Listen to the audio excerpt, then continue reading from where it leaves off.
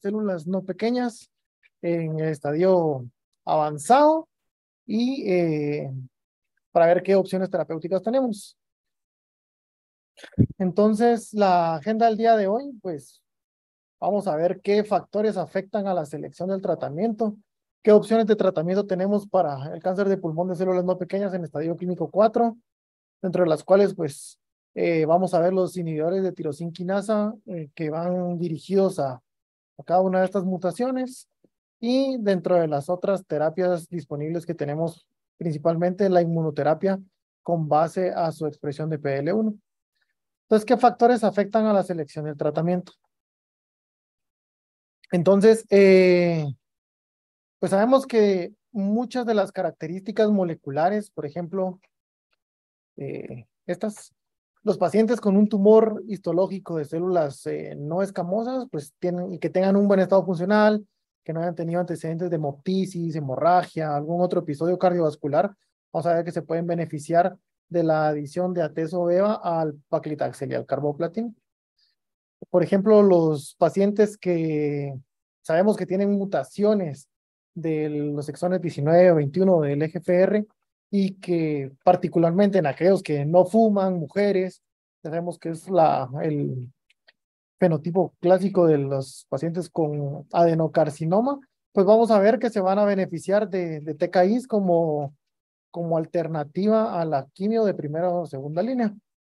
Luego, los pacientes que tienen translocaciones de ALK o reordenamientos de ROS1 o funciones del gen de NTRK, pues vamos a ver también que se van a beneficiar de, pues obviamente, TKIs dirigidos a cada una de estas mutaciones.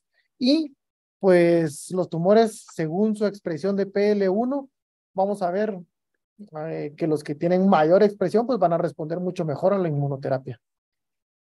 ¿Qué otro factor afecta a la selección del tratamiento? Pues también la edad y las comorbilidades. Hemos visto que los regímenes sí, de quimioterapia, pues combinada con derivados del platino, van a proporcionar bastantes beneficios clínicos a los pacientes y cuando se comparan con los mejores cuidados de soporte. Sin embargo, pues se contraindican algunos pacientes de edad avanzada y esto porque no tienen una adecuada reserva funcional orgánica o pues no son fits para los tratamientos con los platinos.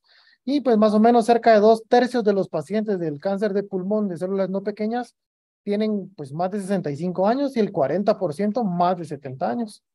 Entonces también se han analizado varios estudios para ver si la monoterapia o la terapia combinada en estos pacientes ancianos pues tiene una buena respuesta. Y se vio en este estudio que incluía 154 pacientes que todos eran mayores de 70 años, el efecto de la vinorelbina en la calidad de vida en estos pacientes. Y se vio que la supervivencia global pues era de 32% al año versus 14% solo los mejores cuidados de soporte.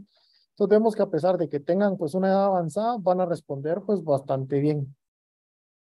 Luego pues tenemos este otro estudio retrospectivo, ¿verdad? Donde se incluían pacientes y los estratificaron en menores de 65, mayores de 65 o de 70 y menores y mayores. Y se observó que los pacientes con más edad pues tenían el mismo beneficio de la supervivencia global, solo que sí observamos también que había un mayor toxicidad de la médula ósea. Entonces con esto pues podemos determinar que los pacientes aún con su edad pueden ser candidatos a los tratamientos que vamos a hablar más adelante.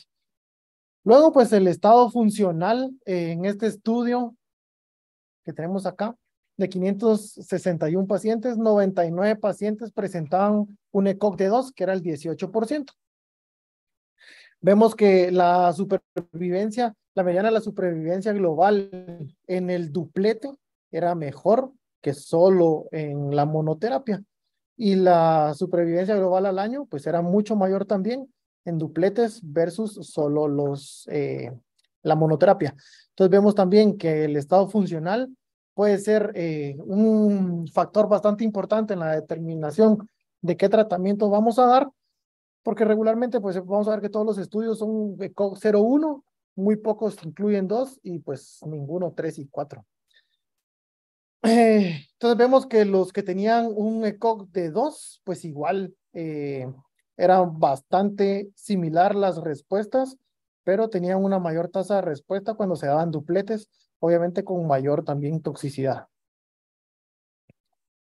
Y este otro estudio, que fase 3, donde se evaluaba el pemetrexed versus carboplatino con pemetrexed en pacientes también con un ECOG de 2, pues se vio aquí que en la supervivencia libre de progresión, la monoterapia les iba peor, entonces les iba mucho mejor con el duplete, como vimos en el estudio previo. Entonces el estado funcional, pues también, como ya lo mencionamos, pues es un buen, pues no nos debe limitar a escoger al tratamiento. Y pues dentro de esto, pues también vemos que la tasa de respuesta con el duplete fue bastante mayor versus que solo con la monoterapia en este estudio que les hablé previamente.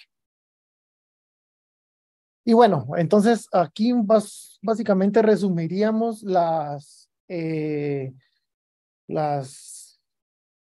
terapias que tenemos o cómo es el abordaje. Tenemos un paciente con un cáncer de pulmón de células no pequeñas, estadio clínico 4, se le hace su evaluación histológica, análisis molecular y su expresión de PL1.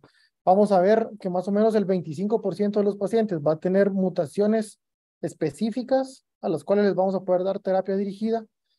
45% van a tener una expresión de PL1 menor al 50% y que vamos a ver que se les puede dar quimioterapia con inmunoterapia, y el 30% de los pacientes van a tener una expresión mayor a 50 y vamos a ver que tenemos diferentes terapias en las cuales podemos abordar al paciente.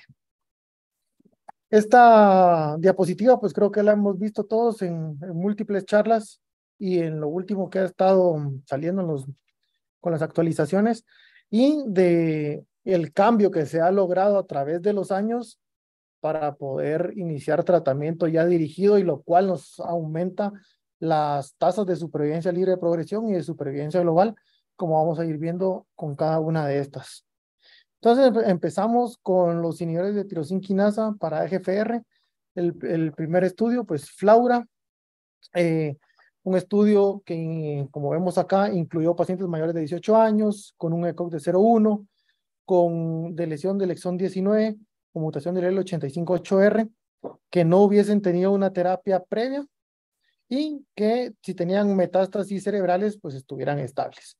Se estratificó a los pacientes según la mutación, si era de lesión o mutación en el L858R, y según la raza, si eran asiáticos o no asiáticos. Se randomizaron 1 a 1 para darles osimertinib de 80 miligramos o darles gefitinib o erlotinib según decidiera pues el investigador. El punto primario o el objetivo primario pues fue la supervivencia libre de progresión, y como puntos secundarios la tasa de respuesta objetivo, la duración de la respuesta, el control de la respuesta, la profundidad y la supervivencia global. ¿Qué fue lo que se encontró? Pues como vemos acá en la A, tenemos la supervivencia libre de progresión.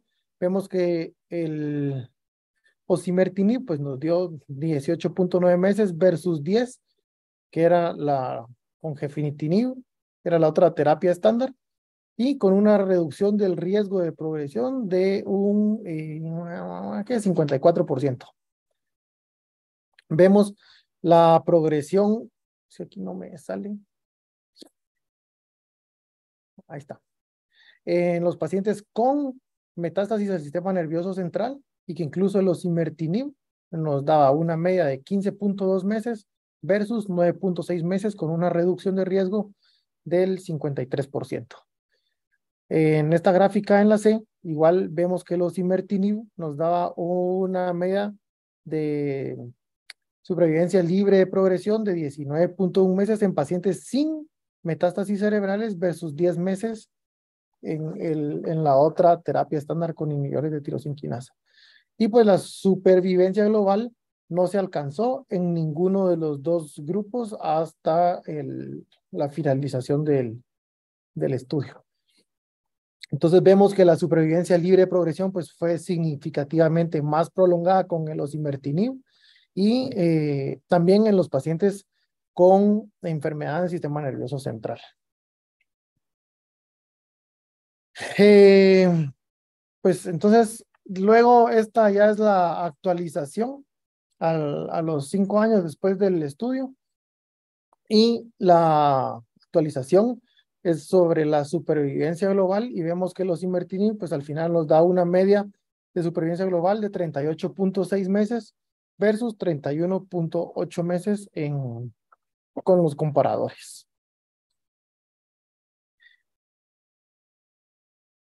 Luego tenemos este otro estudio, que es el estudio Archer 1050, que es un estudio fase 3 de etiqueta abierta, que lo que evaluó fue el dacomitinib como una alternativa en primera línea para pacientes pues, con cáncer de pulmón de células no pequeñas con mutación de EGFR. Vemos que pues, el paciente tenía que tener un ECOG igual 0,1, que no hubiese tenido algún inhibidor de tirosina quinasa previo, que no tuviera metástasis cerebrales y pues obviamente que fuera un estadio clínico 4. Se aleatorizaron 1-1 y se estratificaron según la raza y según la mutación, si era exon 19 o 21, y se les da dacomitinib 45 miligramos PO una vez al día o gefitinib 250 PO una vez al día.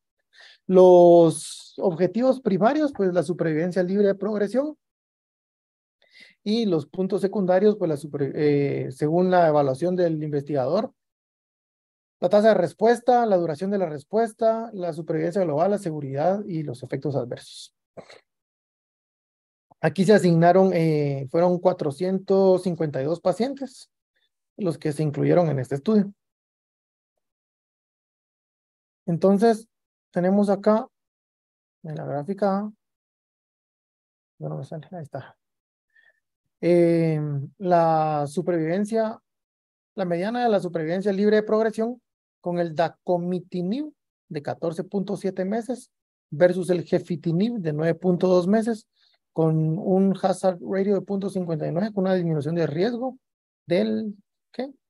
41%. Y en la supervivencia libre de progresión, pero en estos eran de... No,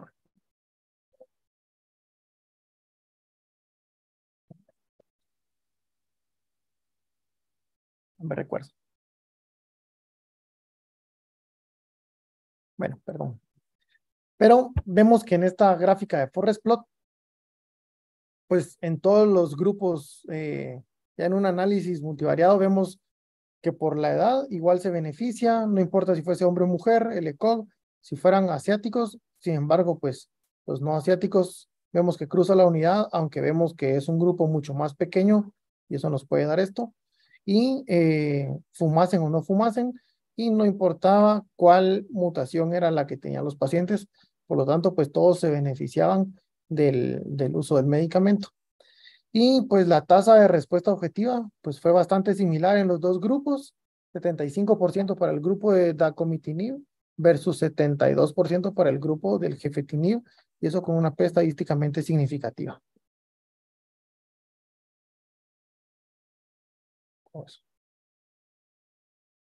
Y pues si no tuviéramos ninguno de los otros estudios y que este fue uno de los primeros, pues el gefitinib, este fue un estudio abierto, aleatorizado, de grupos paralelos, multicéntrico, de fase 3, donde se evaluaba la eficacia, la seguridad y la tolerabilidad del medicamento versus carbopacli como tratamiento de primera línea.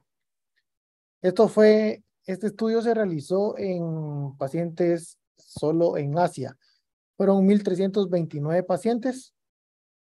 Al final, pues se excluyeron 112 y se incluyeron ya en el análisis final 590 versus 561 para cada uno de los grupos. El objetivo primario acá, pues fue la supervivencia libre de progresión y el objetivo secundario como supervivencia global. Entonces, Aquí pues el estudio alcanzó lo que se buscaba al inicio, que era demostrar la superioridad del gefitinib versus la quimioterapia. Y vemos que en todos los grupos pues tenía una disminución del riesgo del 26% en el grupo del gefitinib versus el de la quimioterapia. Y cuando evaluábamos en los pacientes que tenían la mutación de EGFR, pues vemos que les iba mucho mejor con el gefitinib versus que solo el duplete. Aquí nos damos cuenta que los que no estaban mutados, pues no les iba para nada bien y se beneficiaban más del duplete.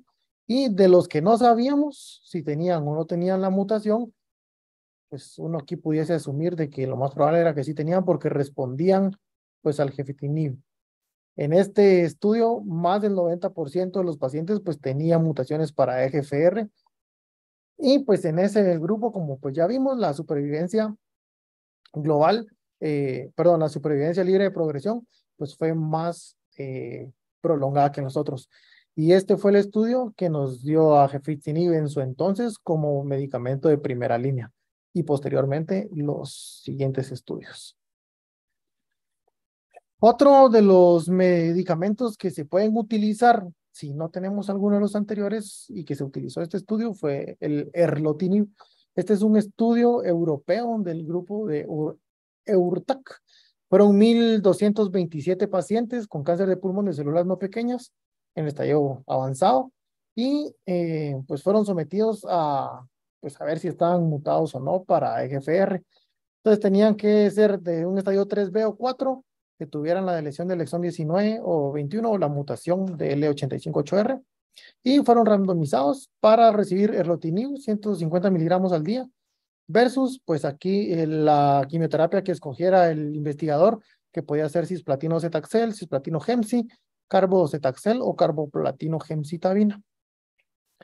Lo que vemos es que pues les fue mucho mejor en el grupo de erlotinib versus que en el grupo de la quimioterapia, con una supervivencia libre de progresión de 9.7 metros versus 5.2 metros, dice 9.7 meses versus 5.2 meses. Es que me asustó el rayo, mentira. Pues de todos esos pacientes, al final, 174 pacientes tenían la mutación y fueron los que se fueron evaluados en este grupo. Vemos en esta gráfica de Forest Plot que también, pues, casi la mayoría de los grupos son los que se benefician del erlotinib. Pues si vemos acá, muchos pues todavía eran fumadores. Sin embargo, los que cruzan la unidad vemos que son unos números muy pequeños para pues el total y eso, como habíamos hablado antes, puede ser que nos dé este resultado.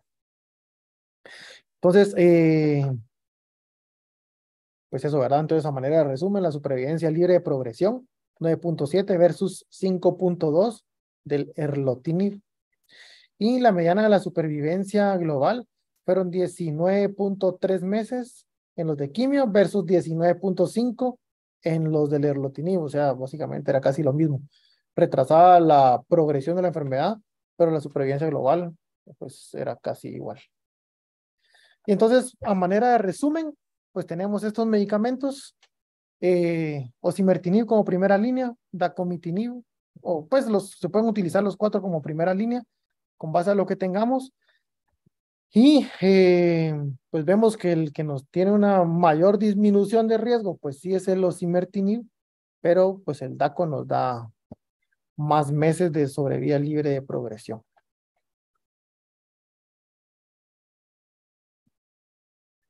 Luego, pues tenemos los inhibidores de la tirosina quinasa para la mutación de ALK. Tenemos este primer estudio, que fue la lectinib versus el crizotinib. Previamente, pues había hecho un estudio solo de crizotinib versus quimio, y fue el que había tenido respuestas bastante prometedoras, y por eso fue que se volvió el de primera línea. Luego, pues salió el alectinib, que es este estudio del grupo ALEX, que es un estudio fase 3, aleatorizado, etiqueta abierta, multicéntrico, que igual como vemos, tenía que tener un ECOG de 0,1, ser mayor de 18 años, obviamente la mutación, que no hubiera tenido ningún tratamiento anterior, y los criterios de exclusión, si habían documentado metástasis al sistema nervioso central 14 días previos, y que no hubiese tenido alguna neoplasia maligna por lo menos 3 años anteriores. Eh,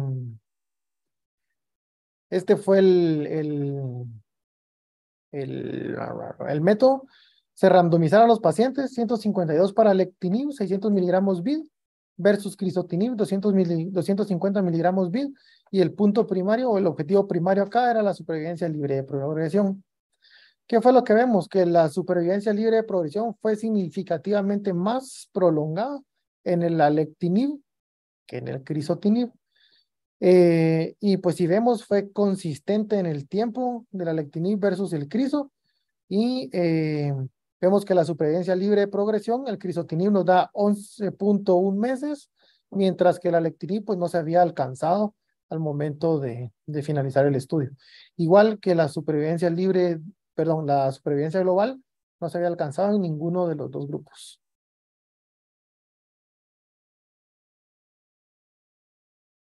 Y pues vemos acá en esta gráfica de Forest Plot que la mayoría de todos los grupos se benefició del alectinib.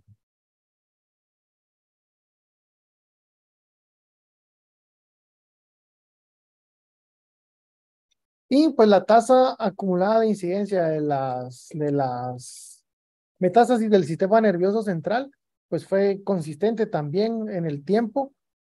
Fue menos con el alectinib que el crizotinib. Entonces, la tasa de incidencia acumulada a los 12 meses fue de 9.4% versus el 41% en el área de crizotinib. Entonces, retrasaba la progresión hacia el sistema nervioso central. ¿Y por qué? Porque este medicamento penetra el sistema nervioso central. Y tenemos este update, ¿cómo se dice? Actualización. Muchas gracias. Esta actualización, pues, del estudio Alex, que lo que vemos que al final la supervivencia libre de progresión, pues, nos da 34.8 meses versus 10.9 con el crizotinib. La supervivencia global, pues, no se había alcanzado y el crizotinib nos da 57.4 meses. La duración del seguimiento, la mediana había sido 48 meses versus 23 en cada uno de los grupos. Entonces vemos cómo se retrasaba la supervivencia libre de progresión, cómo les fue bastante mejor, y pues la supervivencia global continuaba.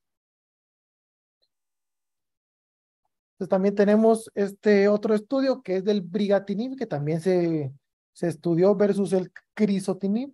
Igual un estudio fase 3, aleatorizado, etiqueta abierta, multicéntrico, que igual incluía en los estadios 3B o 4 con mutación de ALK, que no hubiese tenido algún otro inhibidor de ALK previo, y por lo menos solo una terapia sistémica anterior. Se aleatorizó 1-1 para darles brigatinib, 180 miligramos, versus solo el crizotinib, y lo que se evaluó, pues igual fue tanto la toxicidad como algunas otras cosas, causas de descontinuidad, de dejar de tomarse el medicamento, supervivencia libre de progresión y la global. Entonces, vemos que la supervivencia libre de progresión en el grupo del brigatinib fue 24 meses, la mediana, versus 11 con el crizotinib, con un hazard ratio de 0.49, o sea, una disminución del riesgo del 51%. Y mientras que en el brigatinib versus el crizotinib, pues en la sobrevida global vemos que no fue estadísticamente significativo y eran pues bastante similares a los 2 años. Entonces, tenemos 24 versus 11. En el periodo teníamos 34. Y aquí vemos la supervivencia libre de progresión a las metástasis cerebrales, que el brigatinib nos da una media de 24 meses versus el crizo, que eran 5.6, con una disminución del riesgo del 69%. Y entonces 24 meses versus 5.6, y la enfermedad medible, la tasa de respuesta en el sistema nervioso central era 78% versus 26%. Y tenemos este otro que también es de primera línea, el orlatinib, Este otro estudio es el CROWN, donde también es un fase 3, aleatorizado, etiqueta abierta, multicéntrico. También, si vemos, la mayoría tienen las mismas criterios de elegibilidad. Se randomizaron, o sea, aleatorizaron 1 a 1 a recibir lorlatinib versus crizotinib. Y pues el objetivo primario, la supervivencia libre de progresión. Y pues las secundarias, la supervivencia global, el tiempo de la progresión, la tasa de respuesta, la supervivencia libre de progresión según el investigador, y pues no se permitió un crossover entre los brazos. Lo que nos demostró el estudio fue que tenía una tasa de respuesta de 76% el lorlatinib versus 58% el crizo, y la supervivencia libre de progresión pues no se había alcanzado hasta el estudio, al final del estudio, mientras que el crizotinib era de 9.3 meses. Y eso nos da una reducción del riesgo del 70, ¿qué es? 70 y 80 y, Dios, soy para gramaticima. Bueno, un caso raído de 0.28. Y la supervivencia sin metástasis cerebrales, pues vemos acá que el lorlatinib, 96% vivos a los 12 meses versus 60% del crizo, y la incidencia acumulada al sistema nervioso central del 3% en el lorlatinib versus el 33%. Entonces, pues era un porcentaje de pacientes que estaban vivos sin progresión al sistema nervioso central bastante alto. Y pues esta es una tabla de los efectos adversos principales de cada uno de los medicamentos. Pues vemos que la alectinib, pues cada uno tuvo más efectos adversos versus que el crizotinib, y sería de individualizar al paciente para ver cuál de las 3 moléculas pudiésemos darle.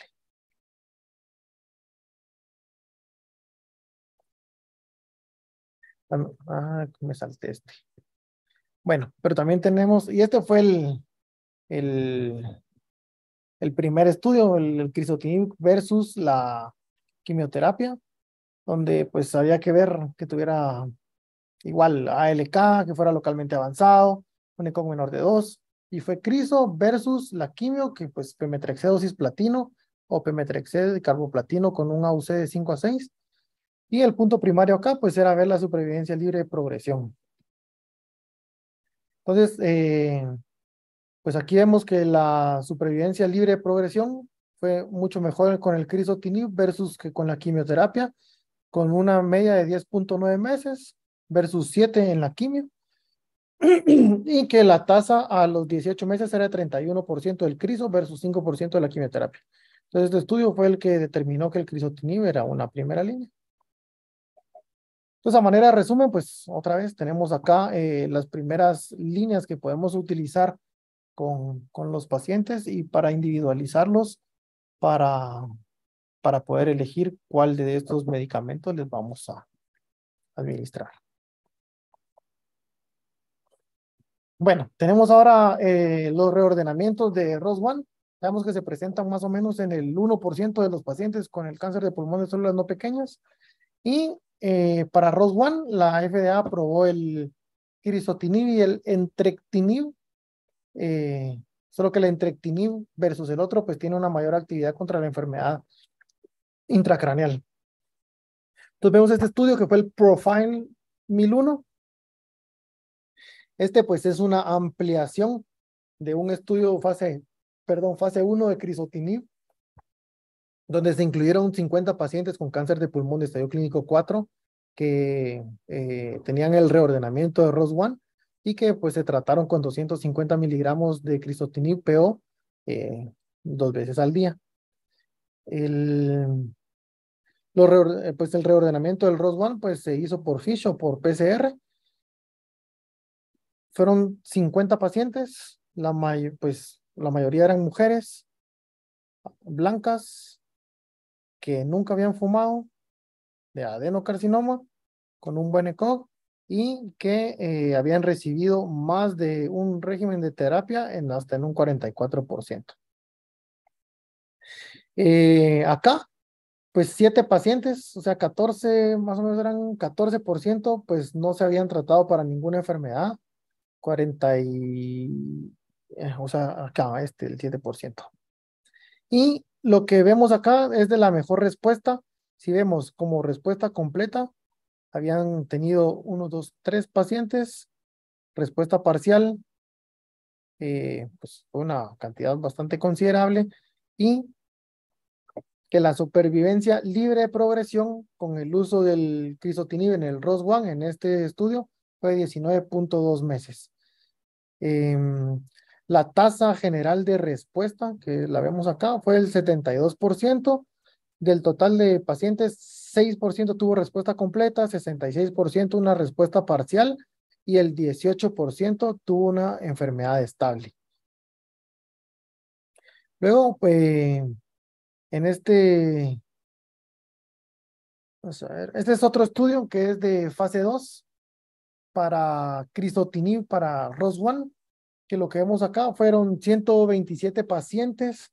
Este estudio fue realizado en Asia Oriental, en obviamente pacientes con cáncer de pulmón de células no pequeñas que tuvieran pues ROS1 y que se trataron con 250 miligramos de crizotinib 2 veces al día.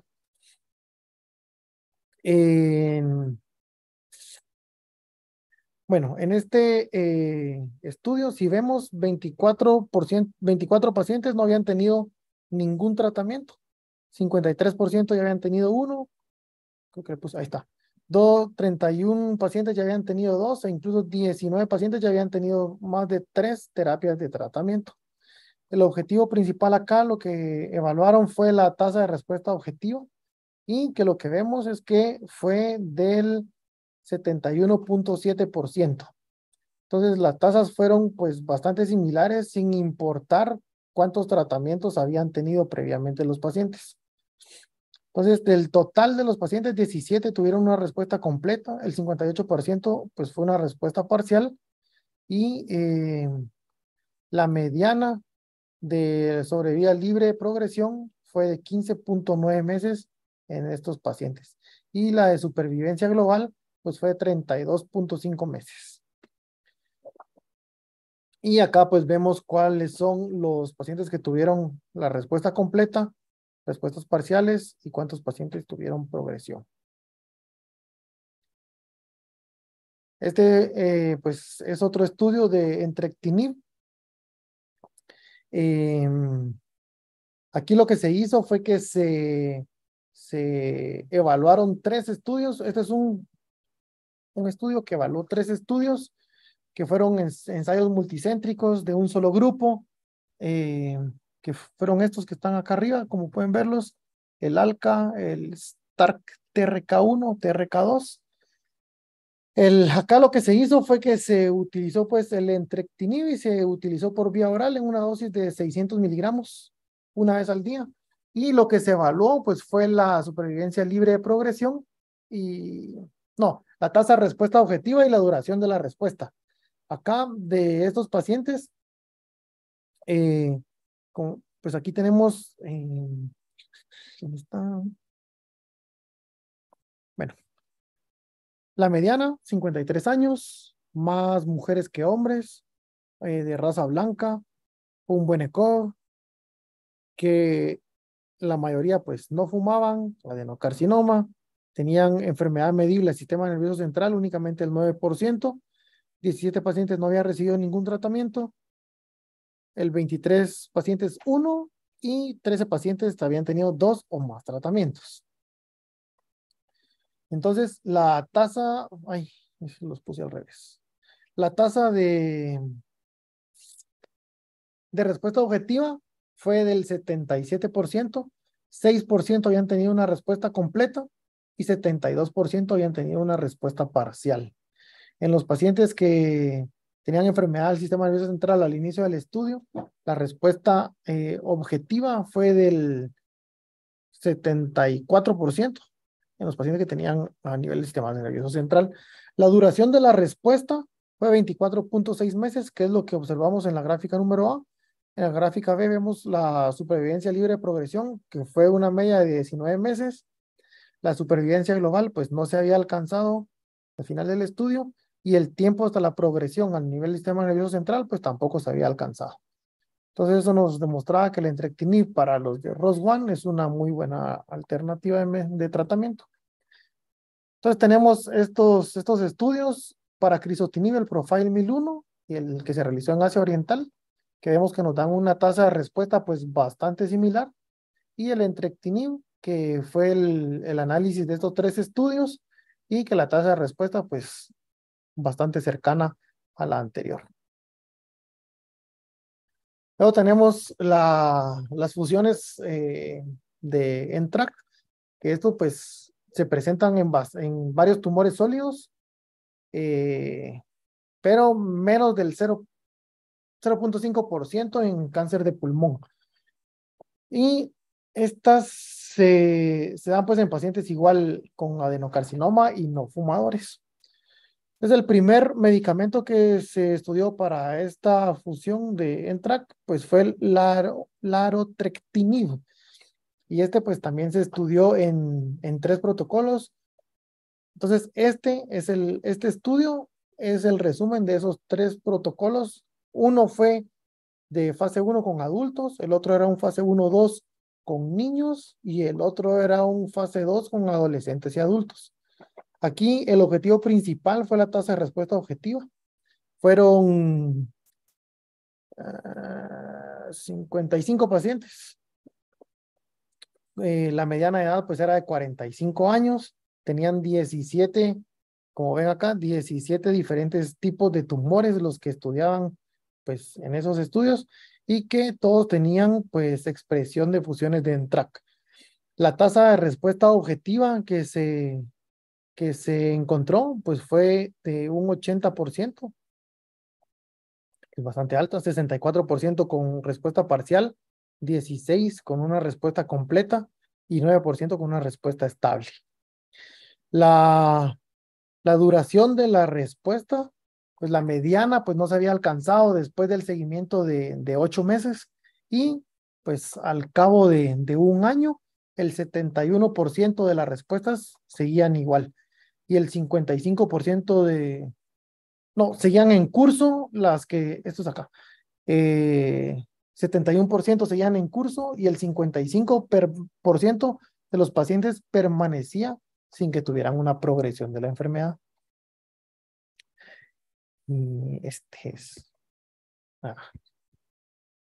Bueno, y luego tenemos este otro estudio también de entrectinib, donde lo que se estudió fue la actividad clínica en los pacientes que no habían tenido ninguna terapia previa para inhibidores de NTRK, obviamente pues con cáncer de pulmón de células no pequeñas, y podían tener de estas fusiones de NTRK 1, 2 o 3. Aquí lo que se utilizó pues fue el entrectinib de 600 miligramos una vez por día. Los objetivos principales fue la tasa de respuesta objetiva y la mediana de la duración del tratamiento. Como vemos de las características basales, pues la edad 58 años, un 59% eran mujeres, 80% raza blanca, el 63% ya había tenido al menos una línea de tratamiento, y de esos el 85% había recibido quimio. 22% con metástasis a nivel del sistema nervioso central, y los resultados que vemos acá, pues la respuesta hubo 7% de respuesta completa, 50% de respuesta parcial, lo que nos da un 57% de una tasa de respuesta objetiva. Y aquí la supervivencia libre de progresión fue de 11.2 meses y la supervivencia global fue de 21 meses. Y aquí lo que podemos ver fueron los que tuvieron la respuesta completa, que eran ¿cuántos? 4 pacientes. Y pues que la duración de la respuesta se alcanzó hasta por 10, como una media de 10.4 meses. Entonces, igual, al resumen, pues tenemos para fusiones de NTRK, larotrectinib y entrectinib, con pues tasas de respuesta del 75% y 63% específicamente.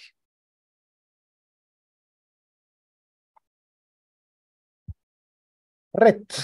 Entonces las fusiones de red pues están más o menos del 1 al 2% de los pacientes y también se encuentran en pacientes con cáncer de tiroides. Este estudio es Libreto 001, es un estudio fase 1-2 multicéntrico internacional donde se evaluaron pues pacientes con tumores sólidos para este protooncogen y aquí pues también incluían pacientes con cáncer de medular de tiroides y pues algunos otros, aquí está, ¿ve? Sí.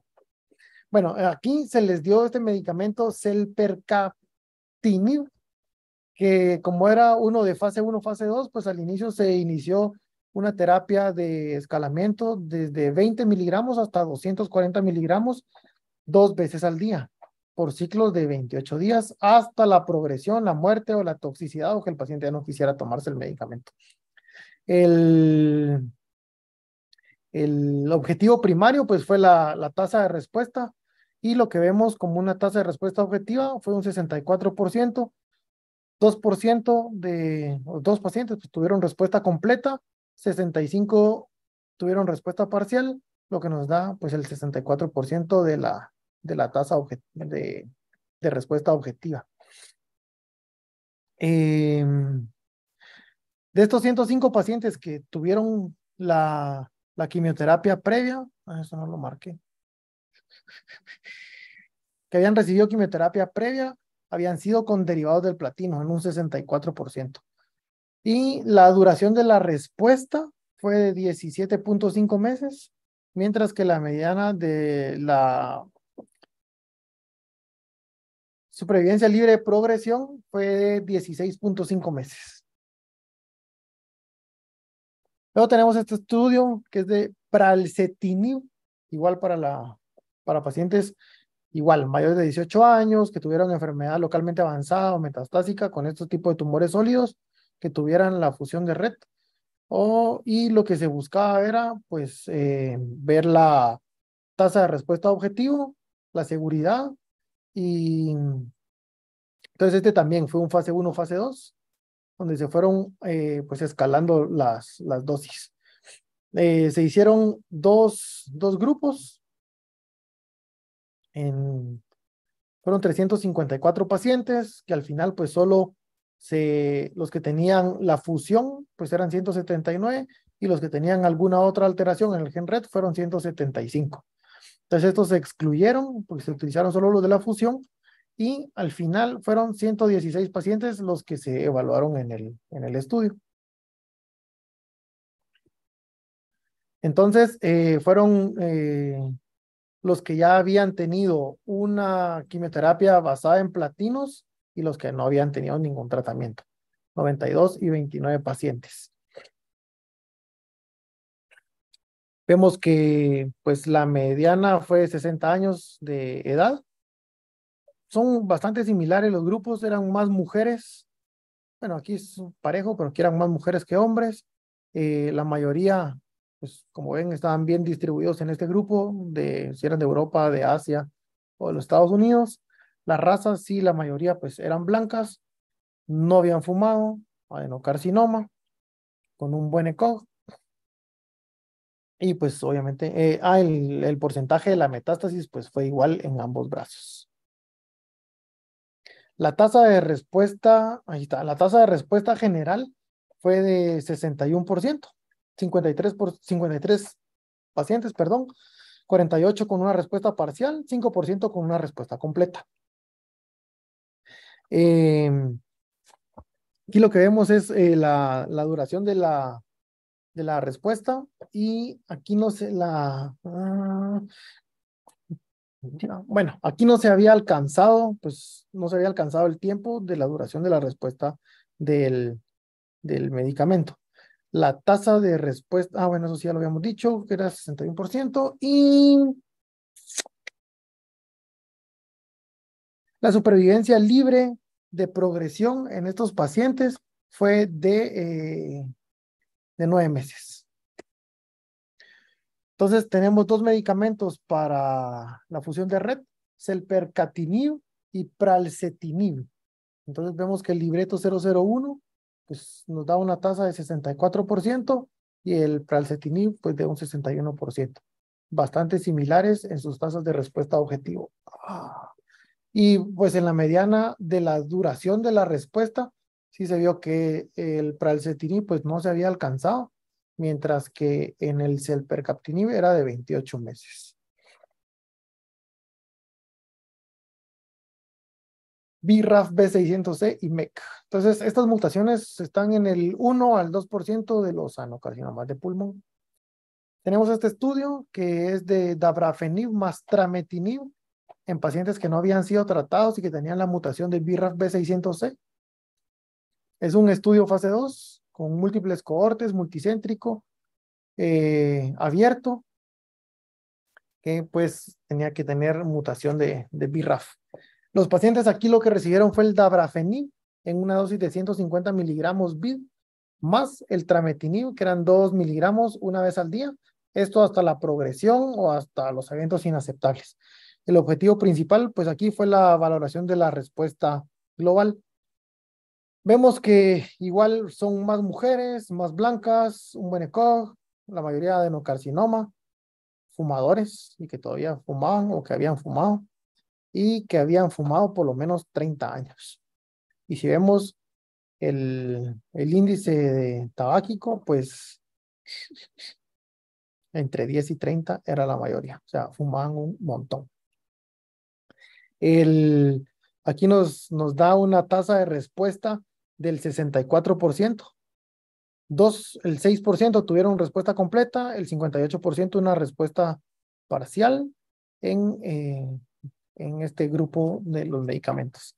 Y la supervivencia libre de progresión, pues tenían la media era de 12 meses y la supervivencia global era de 19 meses. Entonces, como resumen, pues tenemos este único medicamento que es pues la combinación de dabrafenib más trametinib y que nos da una tasa de respuesta objetivo del 64%. MET. Entonces, MET del 3 al 4% en los pacientes con cáncer de pulmón de células no pequeñas. Tenemos este medicamento tepotinib para este estudio que se realizó. Fue un fase 2 multicéntrico donde les daban el tepotinib, que era una sola dosis de 500 miligramos una vez al día. Vemos que aquí les hicieron biopsia líquida, biopsia en tejido y esta fue la evaluación pues por ambos tipos de documentar ¿cómo se llama? La mutación. Entonces vemos que pues igual siguen siendo aquí en el grupo de la biopsia líquida si eran más mujeres, en la de tejido eran más hombres, asiáticos, pero aquí blancos pues era la mayoría, que habían fumado, un buen ECOG y la mayoría con adenocarcinoma. Y habían tenido múltiples terapias de tratamiento, pues si vemos un 23% más, por lo menos más de dos tratamientos previos. Aquí el objetivo principal pues fue igual la respuesta objetiva y bueno, eso, respuesta objetiva. Bueno, entonces entre los 99 pacientes a quienes se les dio el seguimiento y el seguimiento fue de 9 meses, la tasa de respuesta objetiva fue el 46%. Y la duración de la respuesta fue de 11 meses. Y eso pues ya lo vemos aquí en lo combinado. Vemos que la media de la duración fue igual en la biopsia líquida o en la de tejido. En la de tejido, perdón, fue de 11 meses, en la biopsia líquida fue 8.5 y pues en la combinada de 8.5. Cada cuadrito pues nos representa cómo la respuesta que tuvo el paciente y cómo se había recibido, cómo se había realizado la mutación y cuántas líneas de tratamiento habían tenido previamente. Bueno, acá, la tasa de respuesta combinada fue del 46%, 48% para la biopsia líquida y 50% para la biopsia en tejido. Luego tenemos este otro estudio de capmatinib, donde pues igual estadios 3B o 4 que tuviera la mutación de MET. Fue un estudio prospectivo, internacional, etiqueta abierta, fase 2, de múltiples cohortes. Los pacientes pues fueron asignados a diferentes cohortes. Este es algo extraño porque hicieron 7 cohortes diferentes. De las cohortes de la 1 a la 5 tenían subcohortes, y para que tuviera mayor eficacia sobre la hipótesis estadística que habían realizado, agregaron 2 cohortes adicionales, la 6 y la 7. Entonces, acá lo que vemos es, por ejemplo, en la cohorte 4, entre los 69 pacientes que tenían la mutación de la omisión del exón 14 de MET, que habían tenido 1 o 2 líneas, la tasa de respuesta fue del 41%, mientras que en la cohorte del 5B pues eran del 64%. Y luego pues tenemos la mediana de la duración de la respuesta fue de 9.7 meses versus 12.6 meses. Es como lo más importante acá. Entonces tenemos que para MET, pues el capmatinib y el tepotinib, y con una sobrevida libre de progresión, pues bastante similares. 8.5 fue acá en la biopsia líquida, 11 meses para la biopsia en tejido. Entonces, esas son las de